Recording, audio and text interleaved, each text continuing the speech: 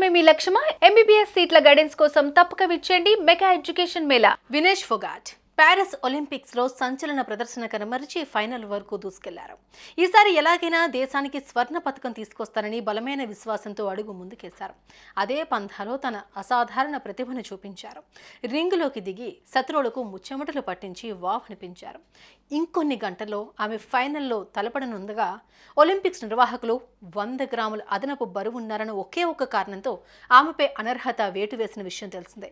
ఈ అంశం క్రీడాకారుల్ని, భారత అభిమానుల్ని షాక్ గురి చేసింది. అనంతరం ఆమె court of arbitration for sports లో అప్పీల్ చేసినా చివరికి ఫలితం దక్కలేదు. దీంతో చేసేదేం లేక ఈ స్టార్ రెజ్లర్ తాజాగా కన్యాడుతో స్వదేశానికి తిరిగి వచ్చారు. దీంతో భారత అభిమానులు, క్రీడాకారులు ఆమెకు గ్రాండ్ గా వెల్కమ్ పలికారు.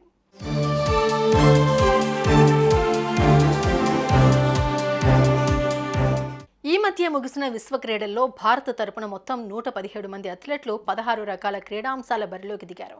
చివరికి భారత్ 6 పతకాలతోనే సరిపెట్టుకుని పతకాల పట్టికలో 71వ స్థానానికి పరిమితమైన పరిస్థితి. కానీ ఈసారి తన ప్రతిభతో తన సత్తా ఏంటో చూపించారు స్టార్ రెజ్లర్ వినేష్ ఫోగాట్.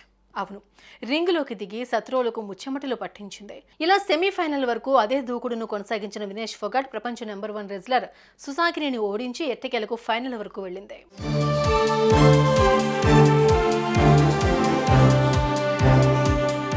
అయితే 50 కిలోల విభాగంలో బరిలోకి దిగిన వినేష్ కేవలం 100 గ్రాముల బరువు అదనంగా ఉన్నారన్న ఒకే ఒక కారణంతో నిర్వాహకులు ఆమెపై అనర్హత వేటు వేశారు.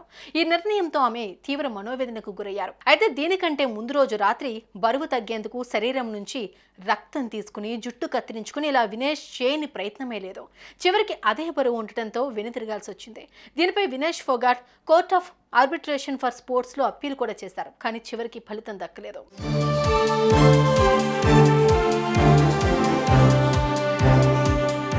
ఇక చేసేదేం లేక వినేష్ ఏ పథకం లేకుండా తాజాగా కన్యాళ్లతోనే స్వదేశానికి తిరిగొచ్చారు. ఆమె రాక గురించి తెలుసుకున్న భారత అభిమానులు ఆమెకు ఘన స్వాగతం పలికారు.